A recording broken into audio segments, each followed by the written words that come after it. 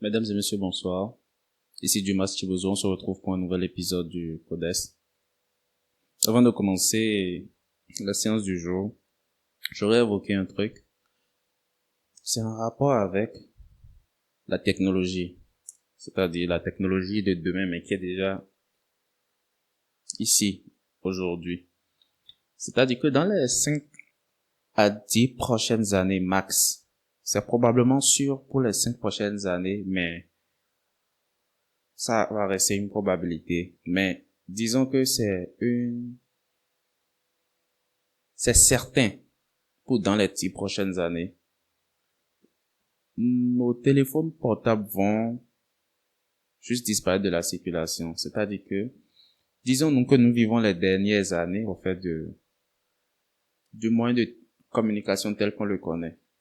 C'est-à-dire que certaines compagnies sont en train de travailler au fait pour faire bouger les guilles dans le sens de faire disparaître au fait le téléphone portable, mais pour le plus grand bien. Et ce par quoi ça va être remplacé, ça va être, pour parler des prototypes existants déjà, pas des verres, d'accord, des lunettes, où c'est possible au fait de projeter, d'accord, que ce soit les messages. Vous portez vos verres, mais il y a, genre, comme une projection, en fait, des messages. Pour ceux qui ont suivi Dragon Ball, un peu dans le style, mais pas genre, ce seul truc, quoi. C'est littéralement des verres que vous portez. Ça existe déjà, c'est déjà utilisé. Ce n'est pas encore vulgarisé. Il y a Facebook, pour ceux qui suivent un peu l'actualité de ce point de vue. Mark Zuckerberg, il en a parlé à plus d'une occasion, d'accord? Au moment où ils étaient en train d'annoncer leur histoire de rentrer dans le métaverse, d'où le changement de nom, en fait, de Facebook aussi pour Meta. Il avait évoqué, au fait, c'était un projet qui était en cours depuis cette époque. Mais c'est beaucoup plus avancé, au fait, aujourd'hui, vu que en temps, ils ont eu à signer un partenariat avec Ray-Ban, et ils ont des verres Ray-Ban. Ray-Ban, je suis fan de Ray-Ban. Ça fait longtemps que j'ai utilisé des verres, mais il fut une époque où j'avais juste différentes variétés de Ray-Ban. Quand je dis il fut une époque, il faut compter entre 2012 et 2014 là-bas. J'avais juste différentes textures, c'est-à-dire de montures de Ray-Ban, d'accord, et différents styles de verres, c'est-à-dire que ce soit les noirs ou les transparents, etc. J'ai toujours été fan. C'est la seule marque de verre que j'ai aimé. Pas que j'ai aimé seulement, mais que j'ai porté. Il y en a jamais eu. Ray-Ban, j'ai juste kiffé Ray-Ban. Ça fait un moment que je ne porte plus de trucs là. Je vais peut-être juste reprendre à mettre des Ray-Ban. J'adore bien Ray-Ban. J'ai toujours aimé Ray-Ban de toute façon. Anyway, comme le dit Tony LC, pour ceux qui ne connaissent pas Tony LC, allez chercher Tony LC. C'est juste un petit, enfin, c'est pas un petit, euh, allez juste voir Tony LC. Anyway, revenons à nos moutons. Donc, Meta a signé ce partenariat avec Ray-Ban où justement ils utilisent au fait le support au fait de ces verres là auquel ils mettent au fait la technologie, le système de caméra en fait qui va filmer, d'accord, le truc ambiant, l'environnement ambiant, et dans le même temps il y a un système de projection en fait pour tout ce qui est interaction avec vos messages de façon holographique. Ils sont en travail sur ce truc-là, de façon holographique. Genre, tu vois le message, tu es le seul à pouvoir le voir parce que c'est toi qui mets les verres, c'est seulement à travers les verres que tu peux le voir. Ce genre de truc. Et ce n'est pas juste Meta seul qui est dans cette course. Si c'était juste le cas, bon, je ne serais pas en train de dire ce que je suis en train de dire, puisqu'une seule hirondelle ne fait pas le printemps. Hein. On pourrait dire que bon, c'est une folie dépensière, c'est juste de la curiosité technologique. Mais non, beaucoup de compagnies investissent de plus en plus dans ce genre de technologie. Il y a Gary Vee qui en a parlé à plus d'une occasion. Et il évoquait, puisque Gary Vee, je pense, il est actionnaire Meta et il a eu à faire des visites, au fait, chez Meta où on lui a montré des prototypes de trucs qui sont mis en place. Ben, il expliquait que éventuellement viendra une époque où ce sera soit des systèmes un peu comme les trucs Oculus, d'accord? Parce qu'il me semble même que Meta avait racheté Oculus, en tout cas. Bref, je vais pas raconter n'importe quoi. Mais Oculus aussi, c'est une compagnie, en fait, qui faisait, d'accord, dans ce genre de trucs. Et pour ceux qui sont dans le monde du jeu, et c'est un truc qui est d'autant, ces gens-là, en fait, sont déjà disons, un pas, en fait, dans ce futur. Puisque, même pour ceux qui ne jouent pas, vous verrez souvent, en fait, il y a des jeux maintenant, en fait, tu mets le casque, tu mets le truc, et dès que tu mets ça, en fait, ça te met dans le décor du jeu, en fait. Tu es le seul qui est dans le décor du jeu, et puis c'est comme si, en fait, tu étais vraiment, en fait, dans l'environnement, etc. Et donc, c'est sur cette même technologie, au fait, que sera assez notre futur moyen de communication. Donc, ce sera peut-être des choses plus courtes, mais évidemment pas pratiques. Donc, des trucs qui vont éventuellement prendre, déjà comme existant aujourd'hui, le format de verre que l'on porte, d'accord? Entre autres, on a le contrat avec Ray-Ban. Et il y a d'autres, comme je l'ai évoqué. Je suivais un truc la dernière fois où ils évoquaient que pour certaines présentations TED, que certaines personnes utilisent ça, pas les verres Ray-Ban, mais genre des verres dans le style où ces verres servent aussi de téléprompt. Les téléprompts, c'est ce genre de truc qui te permet, au fait, tu es devant une audience, tu veux faire une présentation, et puis il y a le petit écran qui te met la phrase que tu dois dire à l'instant, et voilà, ce genre de truc. Donc, il y a ce genre de verre que certaines personnes apparemment utilisent, au fait, pour les TED. C'est fait que tu es devant l'audience, tu fais ta présentation, tu es seul à lire le truc, ça apparaît, d'accord, devant toi, etc. Et tu n'as pas donc à réfléchir ou à avoir un support dans la main, tu lis juste, et tu as ton audience. Ça, c'est pratique, c'est fun, c'est classe, je trouve. Et vivement la vulgarisation, en fait, de cette technologie. Pour ceux qui en sont capables, et ceux qui sont intéressés, l'idée, c'est éventuellement de faire de plus amples recherches sur le sujet et d'investir, au fait, dans les compagnies, au fait, qui sont dans cette tendance. Déjà maintenant, c'est le bon moment pour investir. Parce que, éventuellement, quand ça va prendre, padaboum, ça va être fantastique. Donc voilà pour, disons, la nouvelle du jour. Maintenant, je vais répondre à la question du jour, qui s'intitule, c'est pas la question. Quelle est votre citation préférée sur la cupidité? Je ne suis pas en train de réfléchir. Je connais ma citation préférée sur la cupidité. Greed is good! Greed is good! Ça, c'est,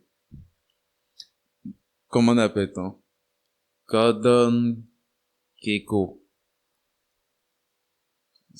qui le disait, en fait, à son menti dans Wall Street, le film Wall Street de Michael Douglas et de Charlie Sheen. Et Gordon Gekko était joué par Michael Douglas. Et il disait, Greed is good! J'ai suivi le film là une seule fois, il y a super longtemps. Mais c'est le genre de truc que tu n'oublies pas. Non. Et c'est très vrai, enfin, j'épouse, en fait, cette cupidité. Bien. Une bonne chose. Parce que le tout dépend de comment est-ce que l'on décide de percevoir la chose, d'entendre la chose. Parce que pour moi, la cupidité, c'est l'équivalent de l'ambition. La plus grande ambition. Il y a aucune raison d'avoir une limite, de mon point de vue, à une ambition. Qui décide de la limite? Qui décide que, ok, à partir de ce niveau, c'est plus qu'il en faut? Sur la base de quels critères? Parce que deux personnes, même les personnes qui ne sont pas concernées, en fait, par, genre, supposons qu'on dit qu'une personne est cupide. Vous prendrez 100 personnes pour porter un jugement sur le dénommé Cupid, la personne qui est Cupid. Et les sangs n'auront pas la même tolérance en termes de à partir de quel moment on parle de ok, là ça rentre dans la cupidité. C'est-à-dire que c'est totalement relatif. Donc, personne n'aime mettre en réalité de décision en termes d'évaluer la cupidité en elle-même. Et encore une fois, il n'y a pas de limite à l'ambition.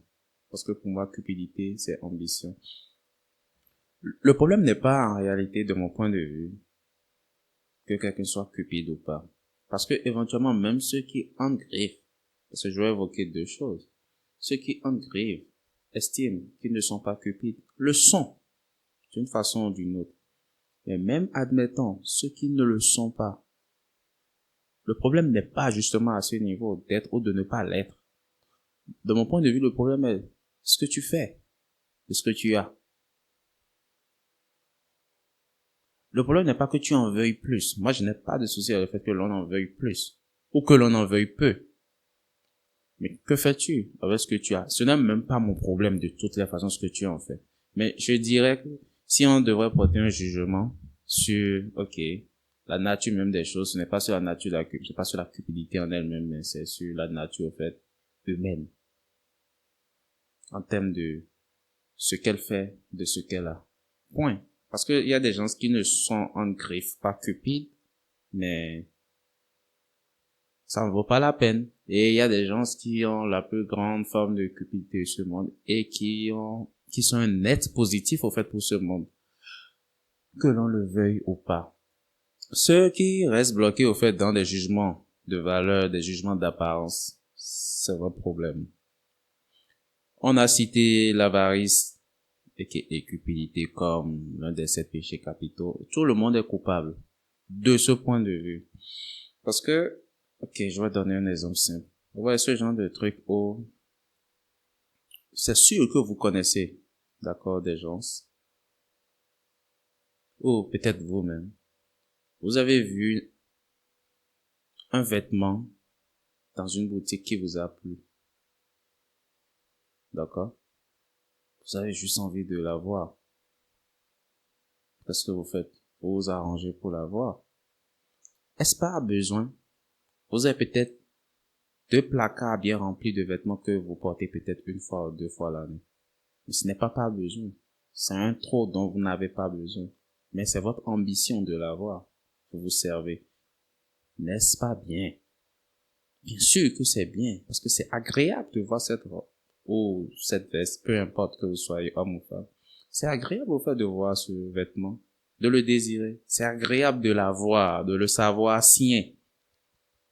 C'est agréable de le porter. Et comme l'a chanté Orkinry, on se pavane. On se pavane. Voilà. Et de se pavaner, au fait. Anyway.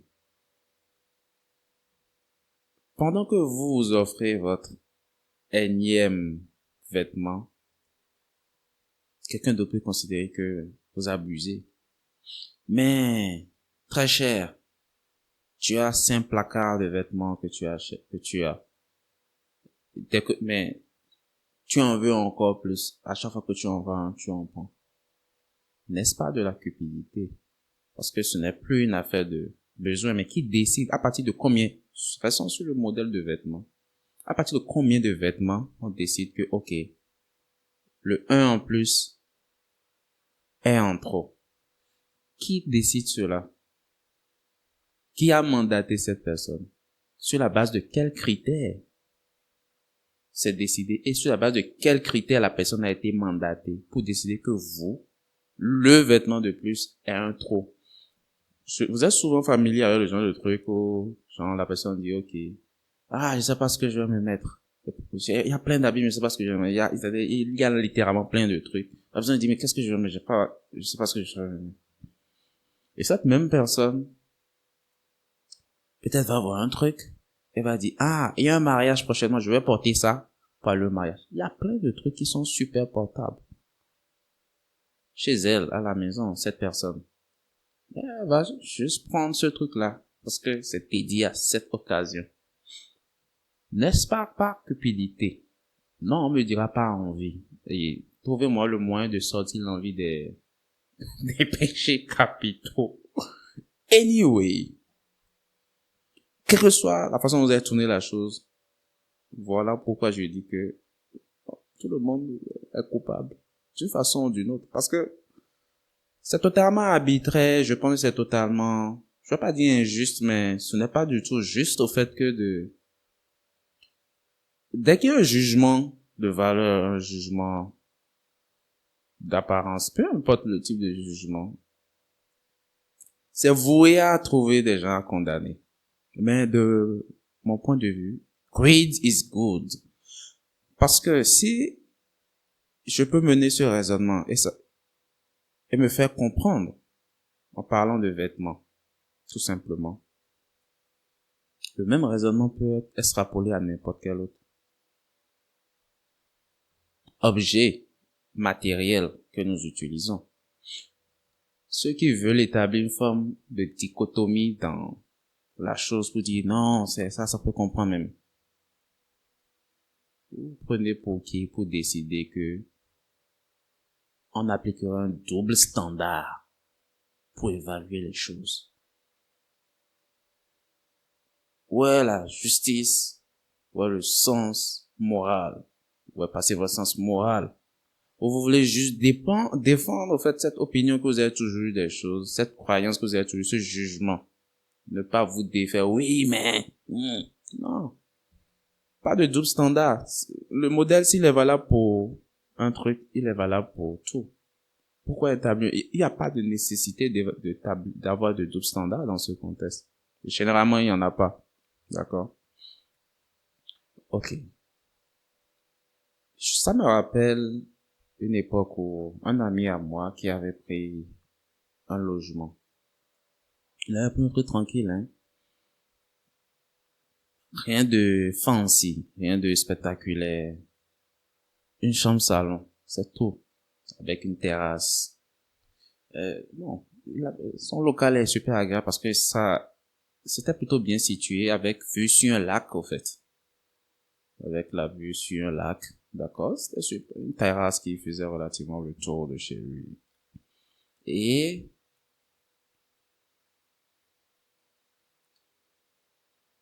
à un moment donné, sa mère lui a rendu visite avec une amie à elle.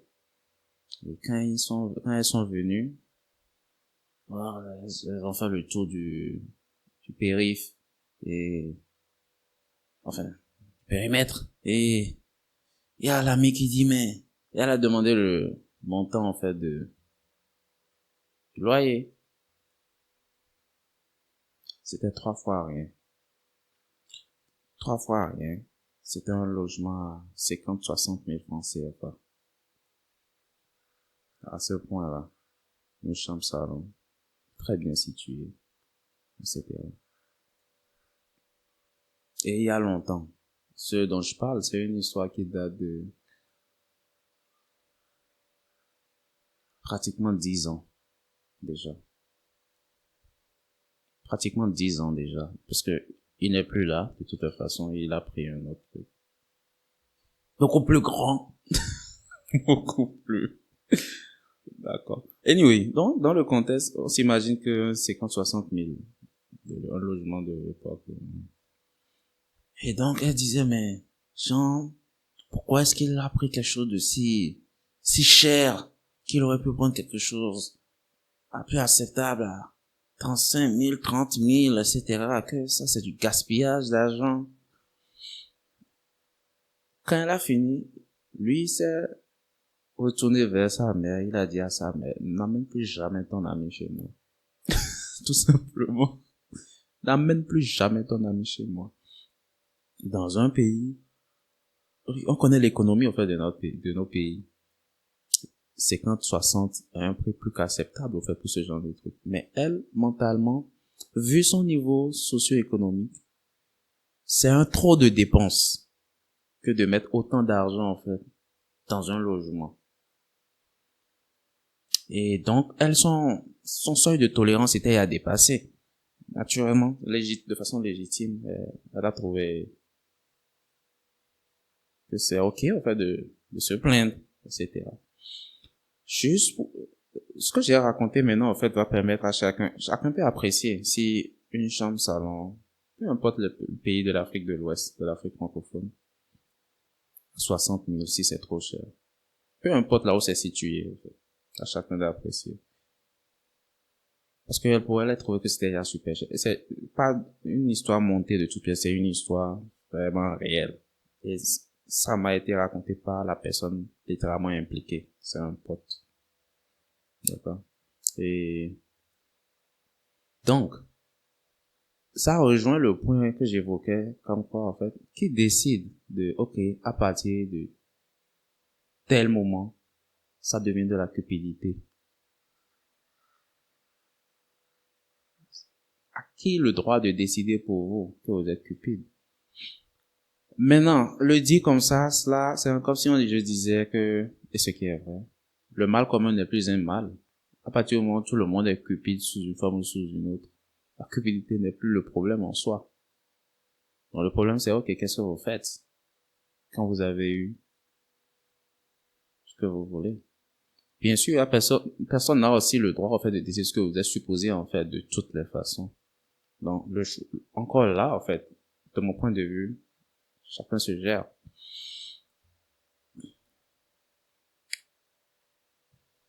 Je vais déplacer la chose, j'ai quitté vêtements pour aller à, quoi, maison, pour les exemples, pour amener cela à l'argent, l'ambition en termes d'argent, parce que généralement les gens associent la cupidité à de l'argent. Mais franchement, la cupidité, c'est de la cupidité, point barre. Peu importe à quoi tu décides d'allouer, en fait, c'est juste la cupidité. Il y a des gens qui ne rêvent pas d'argent, mais qui rêvent d'avoir plein d'autres trucs.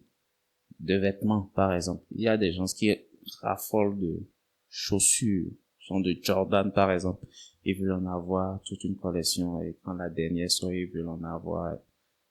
C'est de la cupidité parce qu'il n'y a aucun besoin. Ils en veulent encore plus. C'est vrai que par définition, généralement, on va associer la cupidité à la richesse. Mais c'est de la richesse parce que ça a de la valeur pour ces gens-là. La richesse n'est pas intimement liée à l'argent. Parce que dans un monde où l'argent n'est pas l'unité de mesure de richesse, la chose qui fait unité de mesure, c'est la chose qui a de la valeur. On n'aurait pas eu de l'argent, on fonctionnerait avec de l'or que ce serait par rapport à l'or. On fonctionnerait avec quoi? Avec des stylos. Celui qui a le plus de stylos est le plus riche. Que ce serait par rapport au stylo qu'on mènerait ce genre de raisonnement. Ou on fonctionnerait par rapport au Jordan, au père de Jordan, aux sneakers. Que ce serait par rapport à celui qui a le plus de Jordan dans le monde, Michael Jordan, en tête de Nike, et puis Jordan en tête de l'homme le plus riche du monde. Jordan, en sneakers, Jordan parlant. De ce point de vue, donc du coup, donc le problème n'est pas tellement l'argent, c'est le truc qui est supposé avoir de la valeur pour nous et qui est considéré richesse pour nous. Il se fait juste que dans notre monde, dans notre univers, c'est l'argent. C'est tombé sur l'argent. D'accord? Donc, c'est quoi la limite de l'argent? C'est que des nombres. Il n'y a pas de limite. Et donc, qui décide de à quel moment c'est trop? Est-ce que c'est un trop parce que, ok, à partir de tel moment, tu n'as plus besoin de plus? Qui décide? Pourquoi est-ce que l'on devrait donc s'arrêter à juste ce qu'il nous faut?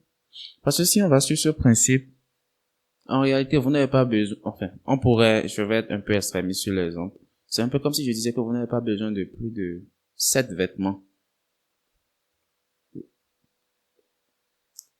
Et vous allez rouler, au fait, de façon cyclique, les 7 vêtements là chaque semaine. C'est largement suffisant.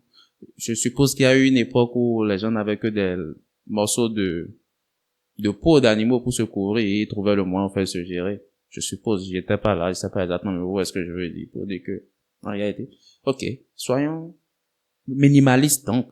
Si vous avez une mentalité minimaliste, vous supposez que, ok, il faut limiter le montant d'argent à ceux dont l'on a besoin. Limitez aussi vos vêtements à peut-être 7. Parce que vous pouvez gérer avec 7, de toutes les façons. Non, non.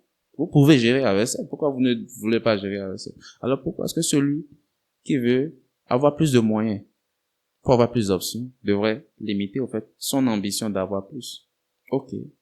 Vous ne voulez pas, lui ne devrait pas vouloir. Bien sûr qu'il devrait vouloir. Vous ne voulez pas conquérir le monde. Votre lopin, là où vous vivez, ça vous suffit. Les 4 murs de chez vous suffisent. Mais si moi j'ai l'ambition de conquérir le monde, de faire le monde mien, c'est quoi votre putain de problème? Telle est mon ambition. Il y a des gens, nous avons tous des ambitions différentes. Il y a des gens qui veulent juste conquérir leur maison. Il y a des gens qui veulent juste conquérir leur cuisine, leur frigo. Il y a des gens qui veulent conquérir le monde du football. Il y a des gens qui veulent conquérir le monde des affaires. Il y a des gens qui veulent conquérir le monde de la finance pour être le truc là. Il y a des gens qui veulent conquérir Mars. À chacun son ambition. Mais on n'a pas encore fini avec la Terre. Tu veux aller vers Mars. Ça peut être considéré comme une forme de cupidité. Tu n'as pas encore fini là. Mais non. C'est juste une question d'ambition. Et j'ai le plus grand respect, la plus grande admiration pour les gens qui ont la plus grande des ambitions. Plus ton ambition est grande, grandiose, plus mon respect, mon admiration pour toi ne vont que grandissant. Ils ne vont que crescendo. Parce que c'est honorable de mon point de vue. Le maître de ce monde, Dieu, maître de ce monde, créateur de ce monde, on l'a pas créé pour qu'il soit limité. D'après les scientifiques, l'univers lui-même est en pleine expansion, c'est-à-dire, écoutez, peu importe que nous soyons les seuls ou pas, là n'est pas la question. C'est-à-dire que nous soyons les seuls ou pas, toutes les planètes ne sont probablement quand même pas occupées. C'est-à-dire, il y en a beaucoup, il y a des milliards de planètes. On a notre système solaire, on a notre galaxie. Il y a le cluster de galaxies dans lequel nous nous retrouvons. Et il y a beaucoup d'amas. C'est des milliards et des milliards, des milliards de planètes, de soleils déjà. Et autour de certains, c'est beaucoup d'énergie, au fait, en mouvement dans l'univers. C'est plus, je n'aurais pas dit que c'est plus que suffisant. Ce serait totalement pas réfléchi de ma part parce que ce serait moi décidant pour l'univers ce qui est nécessaire. Mais d'un point de vue totalement humain, on a juste notre petite boule bleue. Et il y a notre soleil, enfin le soleil qui est une étoile, fait partie des plus petites étoiles au fait. C'est une étoile naine. C'est comme ça que c'est appelé. C'est une étoile naine. C'est une petite étoile. Il y a des étoiles qui sont 1000 fois, 10 000 fois plus grandes, plus grosses que notre soleil. Notre étoile, soleil, qu'on a baptisé soleil. Mais malgré, au fait, tout ce potentiel d'énergie en mouvement, etc., probablement, il n'y a pas autant d'habitants, en fait, dans tout l'univers. L'univers continue, au fait, continue toute son expansion. Pourquoi? On pourrait dire que c'est parce que c'est comme si tu en veux plus qu'il en faut. Parce que c'est possible. Et parce que c'est ce qu'il veut. Parce qu'il faut aller de l'avant. Et parce qu'il faut en vouloir encore et toujours plus. Ça me rappelle John D. Rockefeller. Il disait que un jour, deux anecdotes sur lui. Et cette première anecdote, au fait, j'étais dans une lettre qu'il avait écrite à son aîné, d'accord? Et il lui disait que un jour, en fait, il traversait, c'est un personnage, c'était l'homme le plus riche du monde à une époque. Et personnage public, en fait. qui polarise, au fait. Puisque, voilà, il était au centre de beaucoup de choses. Pas forcément, en fait, des bonnes publicités. Mais n'empêche que, voilà, c'est John D. Rockefeller. Anyway, donc il racontait que il était en train de marcher, il a rencontré un monsieur, en fait, et le monsieur se plaignait de lui que, genre, qu'il se dit croyant, parce que John dit, il est protestant, chrétien protestant. Il se dit croyant, mais qu'il aime l'argent. Que la Bible a refusé, au fait, d'aimer l'argent. Et John D. lui a dit non, que il comprend, en fait, pourquoi il est en train de penser comme ça. Que ce que la Bible a dit, ce n'est pas de ne pas aimer, c'est pas l'amour.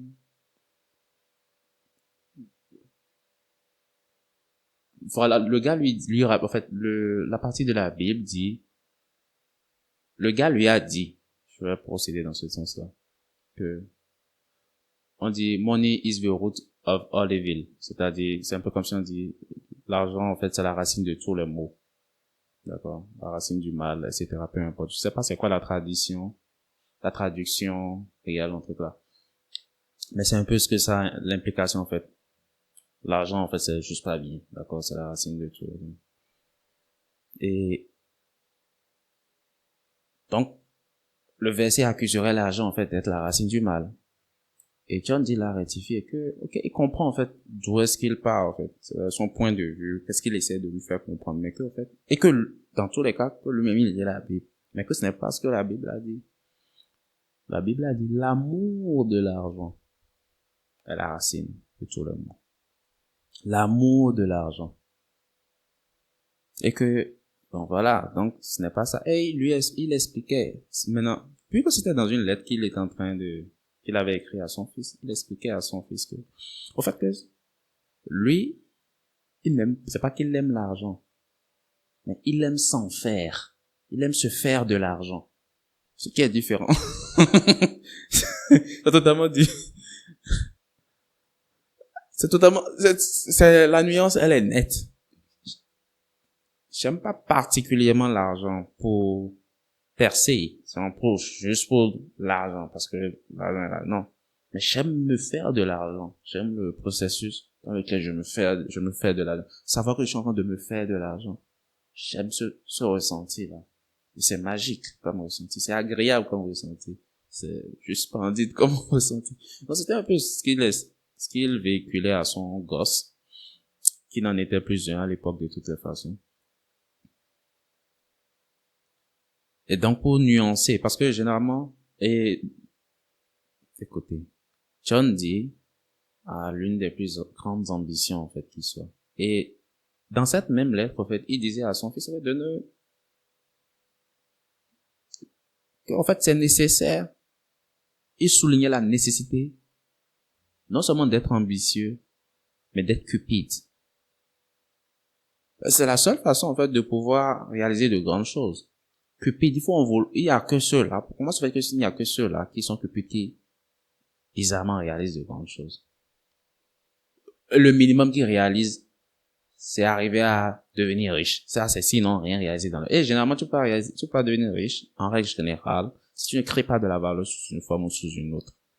Donc, dans le fond, on crée de la valeur pour qui? Pas juste pour les autres riches, mais pour ceux qui ne le sont pas aussi. Et donc, au finish, pour l'humanité. Parce que tu ne décides pas lorsque tu as créé de la valeur, non, tel peut en profiter, tel ne va pas en profiter. Tout le monde en profite.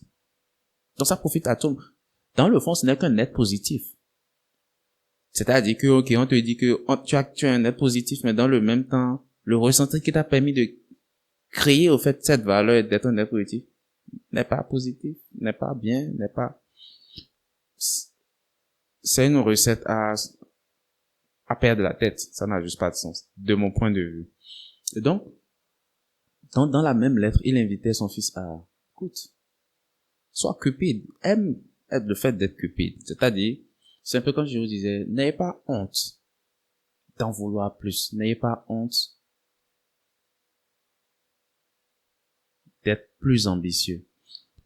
Et je pense que il y a un truc qui est en train de me venir dans l'esprit. Vous voyez ce truc où, généralement, les gens, ils ont honte de réussir.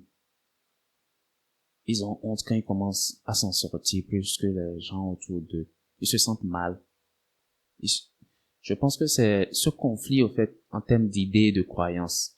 Parce que dans le fond, ils veulent réussir, ils veulent accomplir de grandes choses. Mais comme ils ont toujours grandi avec des croyances qui veulent que l'argent c'est pas bon de s'en faire, des fausses croyances, au fait. Enfin, des croyances, mais qui leur font plus de tort, etc. Donc, comme quoi l'argent ne serait pas une bonne chose, comme quoi, voilà. Il faudrait forcément que ce soit des gens qui ne soient pas de bonne moralité, qui poussent en faire ce genre de trucs. Ce genre de concepts ne sont pas forcément vrais parce que les gens de tous les bords se font de l'argent. Les bons comme les méchants. Dieu fait briller son soleil sur les méchants et les bons. C'est pareil pour l'argent n'a pas, comment dire, l'argent n'a pas d'odeur, l'argent n'a pas de trucs. Écoute, l'argent ne répond pas à la morale. Tu es bon, tu peux te faire de l'argent. T'es pas bon, tu peux te faire de l'argent. Il n'en a rien à foutre. L'argent, c'est l'argent. Point. C'est une valeur neutre. C'est comme de l'eau. L'eau n'empêche pas que tu sois bon ou mauvais. L'eau n'empêche pas que tu l'utilises. C'est pareil. Donc, comprendre que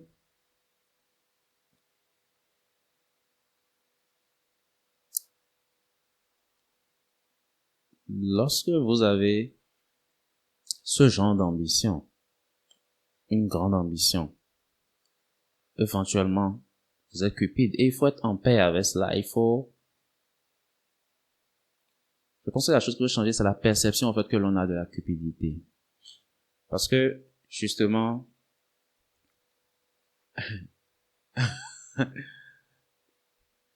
j'ai un ami qui me racontait un truc la dernière fois. Il me disait, attendez, je vais finir d'abord avec la case John Dee, parce que j'ai dit que j'allais évoquer deux trucs. Puis je vais raconter cette histoire qui va illustrer l'attitude humaine. Le deuxième truc, au fait, sur John Dee, il aurait été interviewé une fois, parce que il était sur un projet pour se faire encore plus d'argent, d'accord.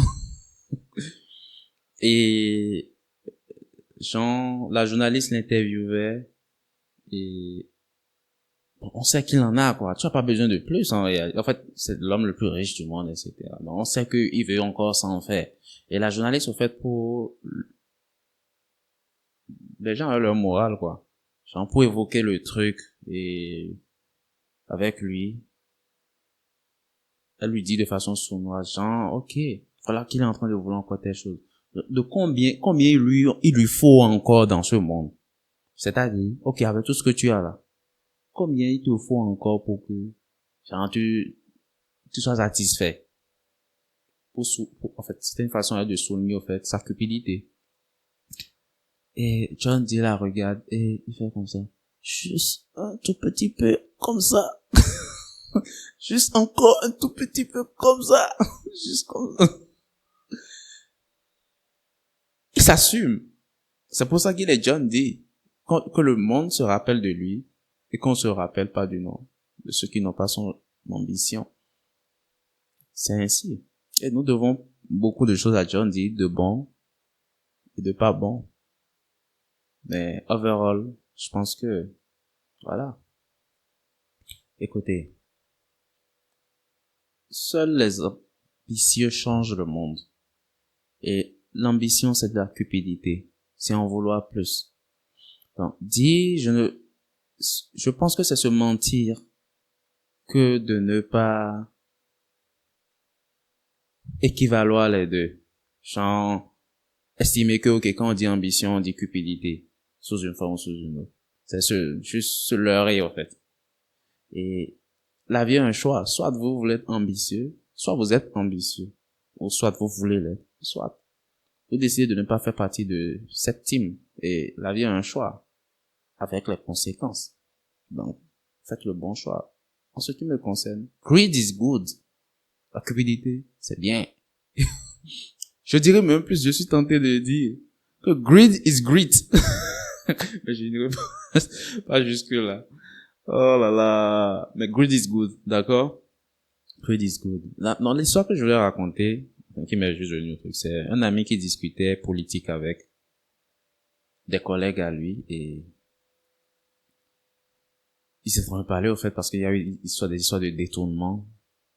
Je ne dirais pas le pays.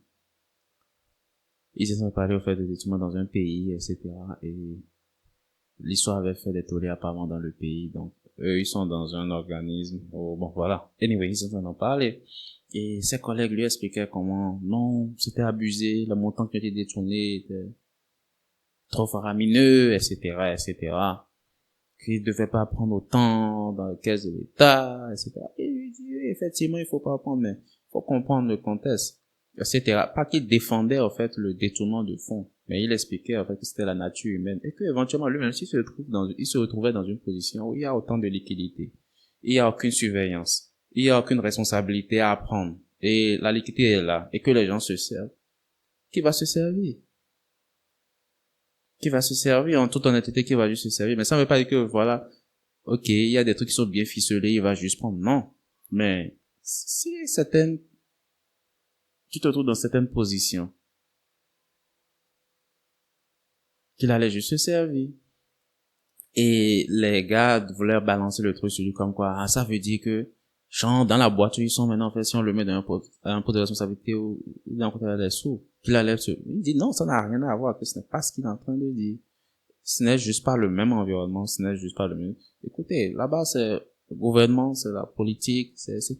Il y a beaucoup de liquidités qui circulent et tous les fonds ne sont pas vraiment, il y a des faux fonds, en fait, qui circulent d'une façon ou d'une autre. Et généralement, beaucoup de choses sont surenchéries. Bref, il a essayé d'argumenter à sa façon pour expliquer pourquoi est-ce que, pas que l'attitude des personnes qui ont détourné, pas pour justifier leur attitude, comme quoi c'était une bonne chose à faire, mais pour expliquer au fait pourquoi ce n'est que nature humaine.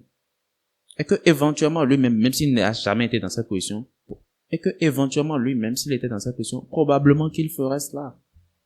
Genre, personne n'est parfait. Et donc ils ont insisté à marquer, etc. C'est eux, les garants de la morale. Et il dit mais que, à partir de ce moment, il y avait un en particulier qui était vraiment sur lui, en fait, en termes de genre, voilà, toi, tu es comme ceci, etc. Et à partir de ce moment, ok, il n'a plus rien dit. Ils ont eu à organiser un événement au boulot. C'est le genre de truc où après il y a, comment l'appelle-t-on? Un buffet. D'accord. Qu'il était choqué de voir que les mêmes gens qui se plaignaient de non, que genre, l'argent de l'État, il faut pas toucher, c'est beaucoup, il peut pas voler autant, que les mêmes gens, nourriture, qui s'est rendu compte que les gens n'avaient aucun contrôle devant la nourriture. Parce que c'est, celui dont je parle, c'est un ami à moi, et c'est quelqu'un qui a c'est un monsieur super réfléchi. Il est dans les affaires, mais il travaille aussi avec certaines compagnies.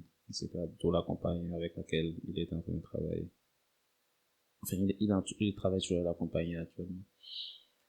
Et c'est quelqu'un de super posé, d'accord? Et il a l'œil, d'accord? C'est quelqu'un qui va observer, etc. Et il dit, en fait, si quelqu'un tu peux pas avoir de contrôle face à la nourriture, tu vas te faire confiance face à l'argent.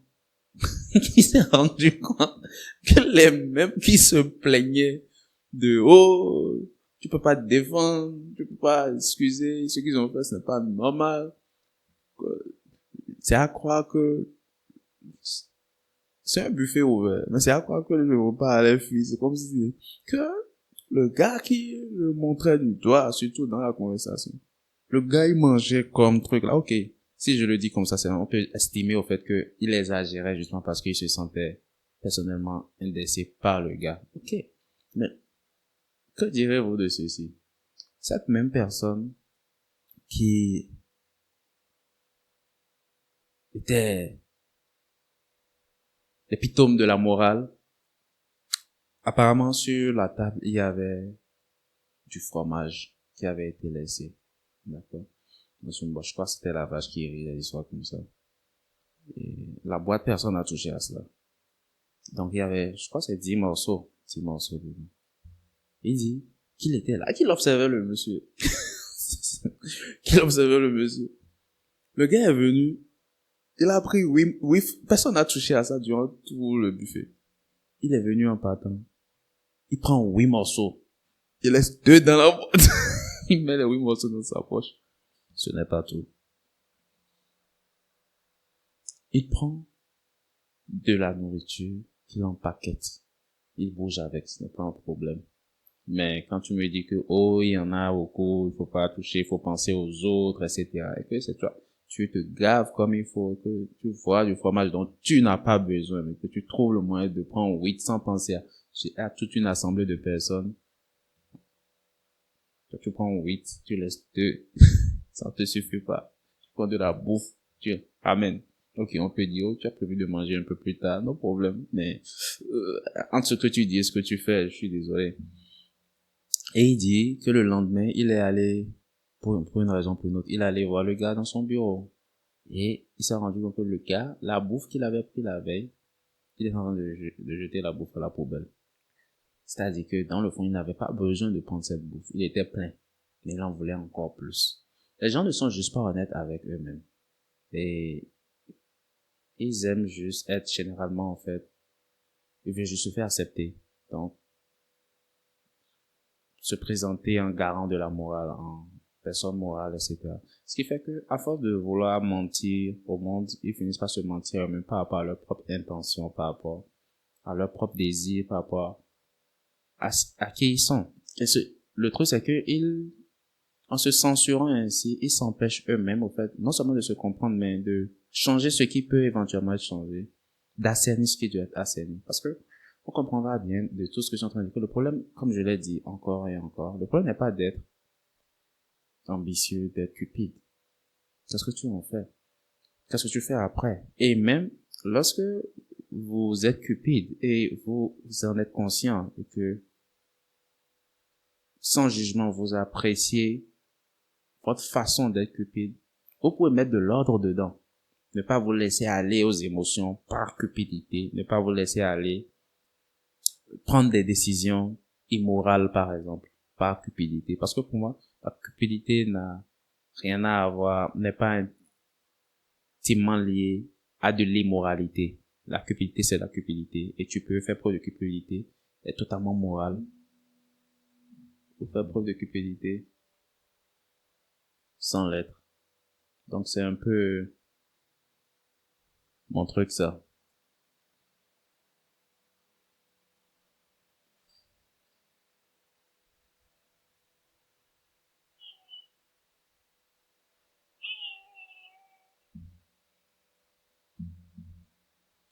Donc c'est un peu mon truc, ça. Sur la question de la cupidité. Alors, je vous invite à faire preuve d'honnêteté vis-à-vis de vous-même.